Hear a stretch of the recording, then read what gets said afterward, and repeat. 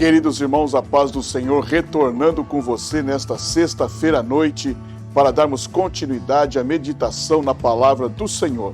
Amém? Queremos te convidar para que você venha fazer parte deste momento com a sua Bíblia na mão, não é? Para junto estamos fazendo leitura e descobrir a vontade de Deus para as nossas vidas e para a direção de nossa família. Temos tirado este tempo, não é para falarmos de família, estamos na terceira sexta-feira com pensamentos sobre família. Amém? Família que é uma coisa importantíssima, é célula máter da sociedade, família que está no projeto e no plano de Deus, mas que tem sofrido tanto neste tempo e em todo o tempo da história, a família sempre foi alvo de discórdia, de discussão, de briga, até de morte.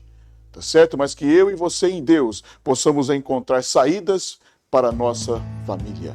Amém? Quero te convidar agora para estarmos orando, buscando o rosto do Senhor, pedindo a sua misericórdia e compaixão para com cada um de nós. Oremos ao Senhor.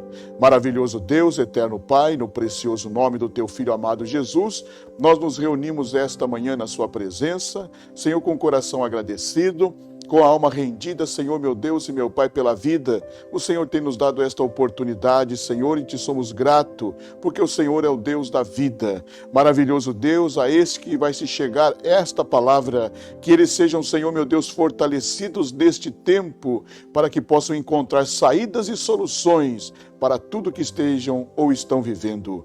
Pai querido, no nome de Jesus, queremos pedir uma bênção sobre cada habitante desta terra, sobre a nossa pátria brasileira, seus governantes, a cidade onde vivemos aqui em Araçatuba, a cada munícipe desta cidade, a tua bênção, a tua igreja que está neste lugar, que glorifica o teu nome, seja alvo da tua bondade, de tua misericórdia e do teu socorro. As vidas, Senhor, que estão enlutadas neste tempo, devido a isso que estamos passando, seja agora, Senhor, meu Deus e meu Pai, acolhida pelo Senhor, com o conforto que somente o Senhor dá neste momento tão difícil que é a separação.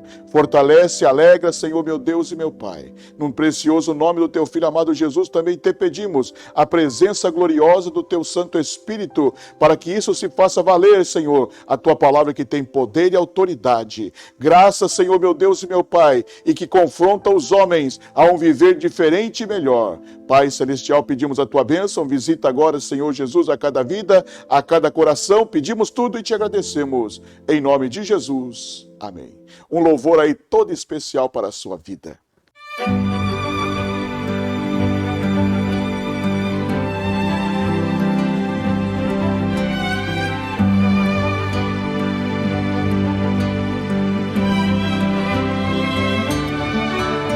Reconheço, Senhor, que sou fraco, tentando acertar quantas vezes falhei.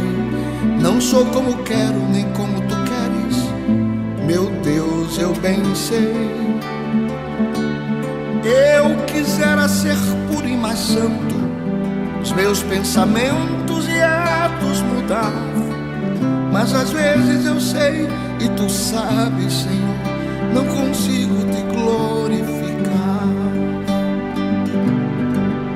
Me ajuda, Senhor, me sustenta, Senhor, com a destra fiel, com a força do amor, vem curar as feridas que existem no meu coração.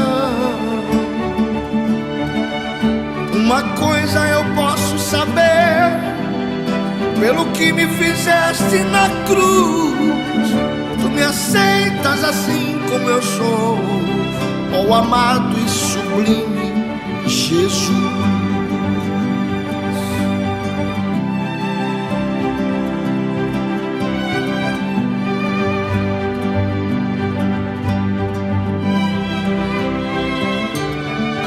Reconheço que oro tão pouco e quanto preciso contigo falar. Tenho gasto meu tempo envolvido no tempo que a vida me dá. Quando esqueço de ler a palavra, que é doce, mais pura que o mel, reconheço quanto estou longe de ser o que queres que eu seja, meu Deus. Me ajuda, Senhor, me sustenta, Senhor, com a destra fiel, com a força do amor, vem curar as feridas que existem no meu coração. Uma coisa eu posso saber, pelo que me fizeste na cruz, tu me aceitas assim como eu sou, ó amado e sublime Jesus. Me ajuda, Senhor, me sustenta, Senhor, com a destra fiel, com a força do amor, vem curar as feridas que existem no meu coração. Uma coisa eu posso saber, pelo que me fizeste na cruz, tu me aceitas assim como eu sou, tu me aceitas assim como eu sou, ó amado e sublime Jesus.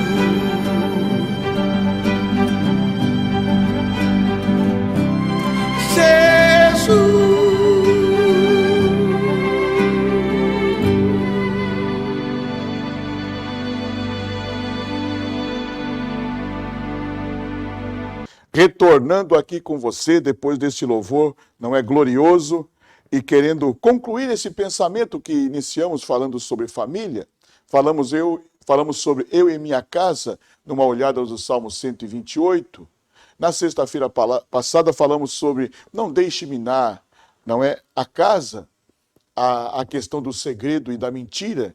E hoje nós queremos concluir sobre, queridos irmãos, falando para os filhos, porque filho é bênção do Senhor. E para falarmos sobre isso, eu quero te convidar a abrir a sua Bíblia no Evangelho segundo escreveu São João, capítulo 2, versículo de número 5. Diz assim a palavra do Senhor: então ela falou aos serventes, fazei tudo o que ele vos disser. Vou ler novamente aos irmãos. Então ela falou aos serventes, fazei tudo o que ele vos disser. Eu quero tirar desse texto da palavra do Senhor para vos falar sobre Jesus, o Filho responsável.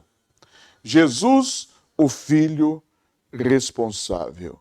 Queridos irmãos, quando nós vamos para as Escrituras, não é Deus que iluminou, que capacitou, que inspirou os homens a escrever este livro, não ocultou nada das histórias dos homens. E se nós olharmos para, queridos irmãos, as histórias dos crentes, daqueles que serviam ao Senhor e seus filhos, nós vamos ficar surpresos. Porque nem sempre o filho correspondia como seus pais. E aí, meus irmãos, nós vamos encontrando nesta família, nestes pais, o sofrimento e os porquê que levaram seu filho àquela situação. Então, antes de entrarmos aqui nesta palavra direta de Jesus, o Filho responsável, eu quero te trazer alguns crentes do Antigo Testamento e mostrar uma realidade de sua família. Porque talvez hoje você, neste momento que você vive, tão decepcionante, você possa estar com um dos seus filhos. Aquele que veio de suas entranhas, que você cuidou com tanto amor, e hoje tem buscado caminhos e caminhos tenebrosos. E o que eu posso fazer? Ou o que eu deveria ter feito para que isso não acontecesse? Tá certo? Isso é muito importante. Nós temos que encontrar uma resposta na palavra do Senhor. A Bíblia vai nos orientar e vai nos comunicar verdades que podem dar solução para estes problemas. Amém? O primeiro que eu quero tomar está no livro de 1 Samuel. Quero falar sobre os filhos de Eli. Livro de 1 Samuel, capítulo 2, versículos 12, e depois nós iremos saltar para o versículo 22. Amém? 1 Samuel, capítulo 2, versículo 12, diz assim: eram, porém, os filhos de Eli, filhos de Belial, e não se importavam com o Senhor. Vamos ler o 22. Diz assim: era, porém, Eli muito velho, e ouvia tudo quanto seus filhos fazia a todo Israel, e de como se deitavam com as mulheres que serviam à porta da tenda da congregação. Quando nós lemos a história de Eli, nós vamos ver que ele era um homem de Deus. Vemos que quando Ana subiu para adorar o Senhor e ela estava num canto aflita, e ele a teve como embriagada, mas naquele momento ele trouxe uma palavra de Deus ao coração de Ana, que o Senhor satisfizesse, não é? A sua oração, aquilo que estava lhe incomodando, e era não ter um filho. E ela voltou, coabitou com seu marido e teve um filho. E seu filho foi grande na terra, Samuel. Samuel, que é o homem que Deus vai usar para a transição, não é? Que agora vai vir o primeiro monarca de Israel com Saul. E quem fez tudo isto foi Samuel. Mas quando nós olhamos para a família de Eli, nós vamos aprender uma coisa: a repreensão tardia. Você observou? Eles eram filhos de Belial. Quer dizer, a sua natureza não era uma natureza, meus irmãos, que se dominava pela palavra de Deus. Ao olhar o exemplo de seu pai era um sacerdote, cuidava, queridos irmãos, das coisas do Senhor.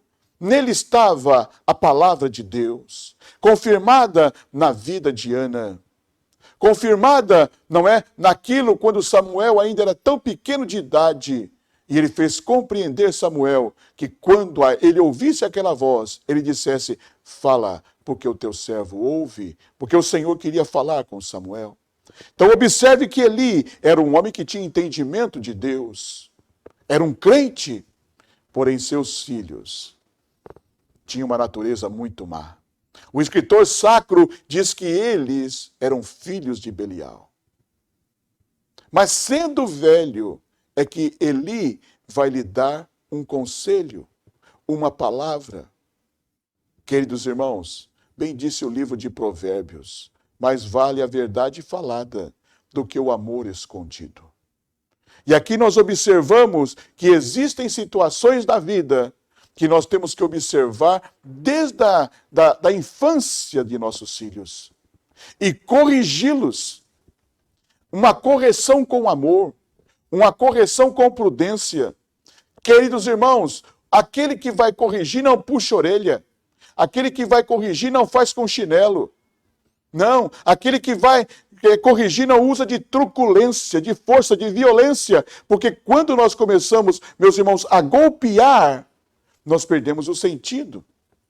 Então nós temos que ter muito cuidado de dizer e disciplinar o filho. É necessário que os pais neste tempo disciplinem seus filhos, corrigir seus filhos. E não ter uma atitude como Eli, que sendo velho, é que ele foi chamar os filhos para uma conversa.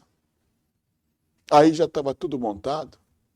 Os filhos já não iam mais ouvi-lo. Por quê? Porque ia até desdenhar dele, de sua velhice. Ah, o velho está caduco. Mas se ele tivesse feito na sua força, quando eles eram pequenos, talvez o escritor sacro não ia escrever esse versículo tão duro. E Eli e os filhos de Eli eram filhos de Belial. Queridos irmãos, os meninos que Deus nos deu, as meninas que Deus nos deu, não é? No nosso relacionamento conjugal com nossa esposa, é bênção do Senhor. Mas esta bênção, ela precisa ser trabalhada, motivada e também, meus irmãos, disciplinada. Encontre em você e seu marido, o marido com sua esposa, um caminho para poder corrigir seu filho de forma que lá na frente não cause tanto desgosto. Eu sou pai, tenho um filho, 25 anos tem, vai fazer. Queridos irmãos, e como é difícil, não é nessa trajetória. Então está falando diante de você uma pessoa que é um pai.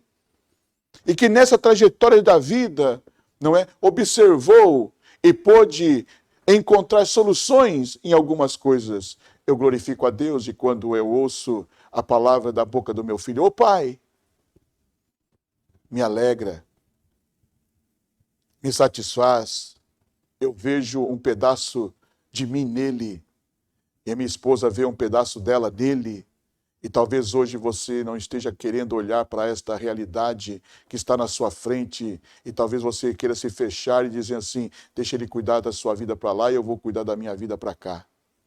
Como se fosse assim, vamos fazer cada um a sua parte e acabou. E aonde está a ternura? E aonde está o respeito? Aonde está a educação? E não faça como Eli. Não dê, meus irmãos, depois de um rapaz que já está barbado, de uma menina, não é, que já está formada, uma correção.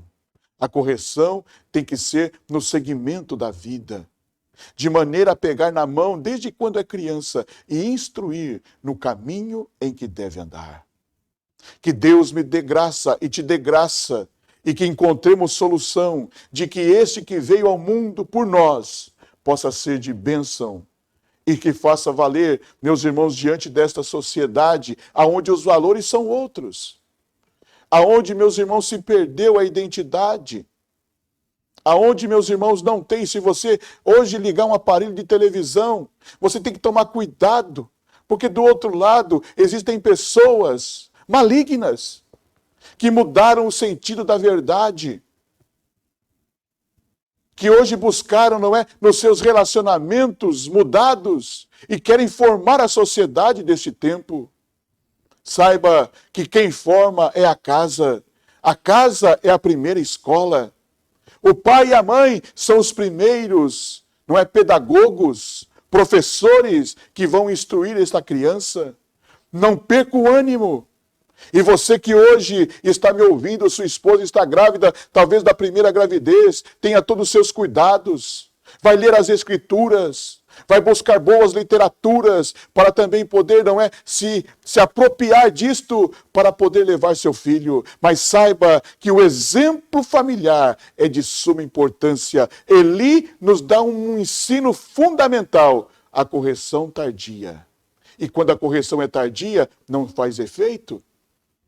Por quê? Porque já está formado a rebeldia, a maldade, e ela tomou espaço tão profundo naquele ser, naquele filho, que ele não quer ouvir conselho, porque depois de um certo tempo já não adianta mais, não é corrigir. E se conselho fosse bom, todo mundo dizia, não seria dado, era vendido. E a gente hoje criou um costume, não é, de ouvir o que a gente só quer ouvir. E isso tem feito um problema sério nas famílias. Então, o primeiro exemplo, o exemplo de Eli. Qual é o exemplo de Eli? A correção tardia. Mas eu quero te trazer um outro exemplo, também de um outro grande homem de Deus, este Samuel. Capítulo 8 de 1 Samuel, primeiro livro de Samuel, capítulo 8, vamos fazer a leitura do versículo 1 ao versículo 7.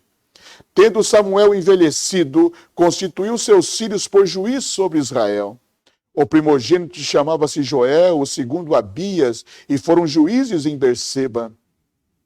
Porém, seus filhos não andavam pelo caminho dele, antes se inclinavam à avareza e aceitavam suborno e pervertiam o direito. Então os anciões de todo Israel se congregou e vieram a Samuel em Ramá. Eles disseram, vê, já está velho, e teus filhos não andam pelo teu caminho. Constitui-nos, pois, agora um rei sobre nós, para que nos governe como o tem todas as nações. Porém, estas palavras não agradou a Samuel. Quando disseram, dá-nos um rei, para que governe, então Samuel orou ao Senhor, e Samuel satisfez a vontade dos anciões. Deus agora diz assim, eles não têm rejeitado a você, têm rejeitado a mim. Mas aqui transparece uma coisa muito interessante neste ensinamento e disciplina dos filhos. Quando, não é, Samuel era conivente. Como? Sim. Na expressão dos anciões, olha, os teus filhos não observaram o teu exemplo. Samuel era um homem de exemplo. Samuel era um homem de oração. Samuel era um homem de azeite na botija. Samuel era a voz de Deus para o seu povo. Porém, seus filhos, não. Por quê? Porque ele os mimou demais. Pode ser isto? Pode. Mas vale a palavra franca. E às vezes neste daí, e aqui existe um célebre, não é, momento, porque até hoje é assim. Não toque no meu filho. Toque em mim, mas não toque nos meus. E certamente, aqui já diz a própria expressão, era velho. Porque conselho certamente ele teve antes deste momento. Mas ele, não é como que se ouvisse daqui e saísse daqui um homem de Deus. Sabe, você também é uma mulher e um homem de Deus. Mas às vezes, não é por uma proteção exagerada, você pode levar seu filho a eles perverterem o direito e aceitarem o suborno. Samuel não era dessa natureza, como você pai, como você mãe não é. Mas a proteção exacerbada pode conduzir o filho a uma situação assim. Por quê? Porque uma coisa é o conto dos outros, uma coisa é o conto do filho. Em quem você vai confiar? No filho. E às vezes o conto do outro é que há a verdade. Então você, quando ouvir as histórias, você deve de buscar qual é a verdade. E nesta verdade, elucidar ao seu filho que ele não deve de se comportar assim. Talvez ele vai ter um choque. E isto, meus irmãos, começa a despontar já nas primeiras, não é? Quando dá-se entendimento de ser, quando começa a ir para a escola, ter amizades, e aí vai se desenvolver a mentira e a verdade, o esconder, não é? E o não esconder. E você tem que estar observando isto. Então nós aprendemos com Eli a correção tardia e com Samuel a proteção demasiada. Mas eu quero concluir esse pensamento olhando, não é para os pais do Antigo Testamento, na pessoa de Davi, porque aqui já não tem mais solução. Segundo o livro de Samuel, capítulo 18, versículo 33, diz assim: então o rei, profundamente comovido, subiu à sala que estava por cima da porta e chorou.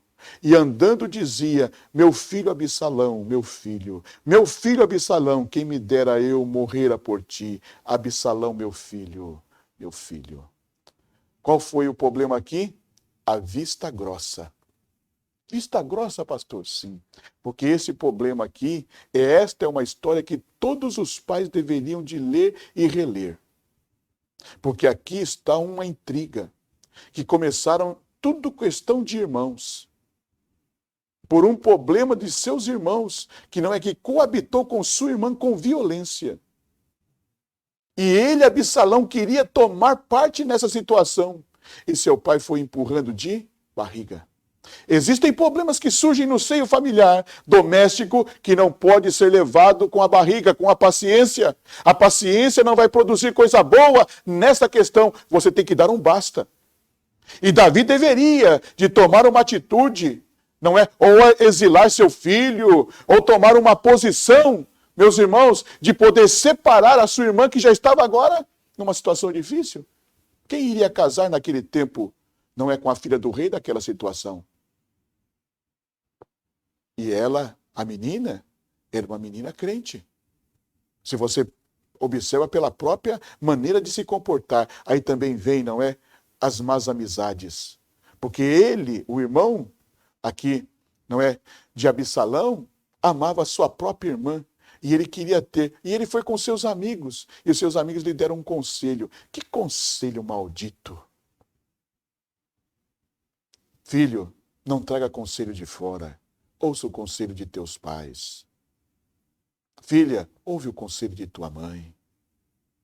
Qual foi o conselho? Faz-se de doente e peça que ela venha à tua casa e prepare uma comida só entre vocês dois. Só estará vocês dois na casa. Davi falou assim: vai lá, filha.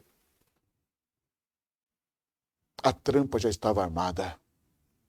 E daquilo, a violência. E daquilo surgiu a revolta de Absalão. Quem foi o exilado? Absalão. Passado um tempo, Absalão retorna. Mas dentro dele estava aquilo muito dolorido. Aonde ele foi? Para a porta. O que ele fez na porta? Falar mal de seu pai. E preparar a revolta final. Fez coisas nojentas diante de todo Israel. A ponto de querer matar o próprio pai. Davi teve que fugir às pressas, descalço, chorando pelo caminho. Levou pedrada, gusparada, levou palavras, não é, terríveis, e ele dizia assim, deixa, isto foi preparado para esse dia. Talvez naquele momento crucial, ele dizia assim, por que eu não tratei daquela situação? Não leve de barriga. 3 exemplos das Escrituras que mostram que temos que ter cuidado com os nossos filhos. Filho é bênção do Senhor, mas deve de ser trabalhado, deve de ser ensinado e deve de ser disciplinado. Agora, nós vamos para Jesus. Nós vamos para Jesus e talvez você possa dizer assim, mas o que quer dizer este versículo acerca da responsabilidade de Jesus? Queridos irmãos, Jesus era o filho primogênito. Ele nasceu com obra e graça do Espírito Santo, mas teve pais. Jesus tinha uma cédula de identidade, estou te falando na linguagem de hoje. Jesus tinha família, Jesus tinha endereço, morava em Nazaré, filho de José e Maria. Qual é a profissão do seu pai? Carpinteiro. E segundo, meus irmãos, o costume daquela época, o filho primogênito exercia a profissão do pai. Por isso que é Jesus o carpinteiro. Ele, queridos irmãos, antes de exercer seu ministério, que começa aí com os 30 anos, neste período, quem cuidou da família foi Jesus. A Bíblia não registra, mas dá-se a entender que José faleceu, não é? Ainda com os filhos criança, os menores de Jesus. E Jesus, como primogênito, ele tinha que ter o cuidado de cuidar de sua mãe Maria e de seus irmãos. E isto Jesus fez com toda a qualidade. No exercício da profissão do pai como carpinteiro, ele criou suas irmãs e seus irmãos. Não importa o que diz as denominações, tem denominação que diz aí que são primos. A minha Bíblia diz que são irmãos. Nascidos de José e de Maria. Irmãos de Jesus. E Jesus cuidou deles. Por que o senhor diz isto? Porque este versículo é muito esclarecedor. Você pensa que Maria iria dizer àqueles criados, fazei tudo o que ele vos mandar, se Jesus não fosse responsável? Porque o irresponsável, sabe o que ia fazer? Ia chutar as talhas e ir embora da festa. Numa atitude dizendo assim, se vira. Jesus não. Maria colocou uma responsabilidade gigantesca na presença do seu filho Jesus, porque ela sabia que Jesus ia encontrar uma solução. E Jesus não se furtou da sua responsabilidade como filho. Esta questão aí, todo mundo gosta de ficar nos entreveios, não é? Que tenho eu contigo, mulher, não é chegado ainda a minha hora, um hebraísmo dentro das Escrituras. É claro que chegou a hora é agora, o início, o pontapé inicial do ministério, não é terreno de Jesus, o seu serviço para com a sociedade. Para deixar uma história marcada para mim e para você. Que lindo é ter uma mãe que confia no filho. Que lindo é ter uma família que confia no seu irmão. Embora a Bíblia próprio diz que seus irmãos não criam nele, mas não crer não fez com que Jesus os abandonasse. Jesus cuidou de um por um. E isso está na própria história da família, porque quem se tornou pastor em Jerusalém? Seu irmão chamado Tiago. Se Jesus não tivesse sido exemplo, jamais Tiago seria pastor. Ore me canta a matéria, aleluia, irmão, papai, mamãe, eu e você que temos filhos, criemo-nos para que tenhamos esta alegria de um dia poder dizer esta palavra. Não, pode ir, ele é um moço, é uma moça de confiança. E quando Jesus está, não é? Jesus diz àqueles criados, enchei essas talhas. Jesus, o filho responsável. Que responsabilidade numa festa. Poderia, não é, aquela festa acabar em dissabor, em tristeza, em desavença. O mestre Sala poderia sair dali, não é, falando palavras terríveis. Que lua de mel ia ser tão perdida como aquela? Mas quando Jesus está ali, e ele é um homem responsável, um filho responsável, ouviu da sua mãe, fazei tudo o que ele vos disser. Jesus mandou encher as talhas. Jesus nem orou. Leve para o mestre Sala. Quando o mestre Sala prova o vinho, ele diz assim, todos tais primeiro o bom vinho, e depois serve o inferior. Vocês não, deixaram o melhor vinho para o fim da festa. Olha, é no fim que Jesus começa a fazer o começo. Esta noite, observe-se, você pai, você mãe e você filho. Levante-se, deixe esse caminho mau. Há caminhos que parecem para o homem ser bom, porém o seu fim é fim de morte. Observe suas amizades, conversa da amizade. Qual é o grande amigo? O grande amigo é aquilo que quer o teu bem. Ele não te leva, não é, para os alucinógenos da vida. Não, ele te leva para a luz, para a verdade. Ninguém quer tirar aqui a alegria de viver de ninguém, mas o maior viver é viver com Cristo. Cristo é os fundamentos da verdadeira alegria. Jesus, o Filho responsável. Que momento, que hora, que palavra de Maria. Fazei tudo o que eles vos disser. Talvez alguns daqueles que já dizeram assim, será que ela tem certeza? Será que ele vai fazer mesmo? E Jesus, responsável, porque cuidou de suas irmãs, cuidou de seus irmãos e cuidou da sua mãe. E Jesus é tão delicado que lá no fim, Jesus dá, não é, uma atenção dobrada à sua mãe. Porque lá na cruz ele diz, mulher, eis aí teu filho. Filho, eis aí tua mãe. Além dos filhos naturais dela com José, que tinha a obrigação de cuidar dela, por uma questão da sociedade daquele tempo, ela coloca ainda João, porque se alguma coisa faltar, João vai cooperar. Amém? Que Deus em Cristo Jesus te abençoe. Eu quero te convidar aí para as demais sexta-feira, sempre trazendo um assunto salteado das Escrituras. Concluímos um pensamento de 3 sexta-feira falando sobre família. Que Deus te abençoe, te dê um bom final de semana e você fique conosco adorando e glorificando o nome do Senhor. Oremos ao Senhor. Maravilhoso Deus, eterno Pai, nós queremos te agradecer por esta manhã, por esse momento tão abençoador, junto com as famílias da tua igreja e das famílias que tudo isso se chegar, nesse confronto diário, Senhor meu Deus, que é conviver no relacionamento conjugal, conviver no relacionamento com os filhos, Senhor meu Deus e meu Pai, esta graça, este equilíbrio, Senhor, nós temos que ter, dai-nos esta condição.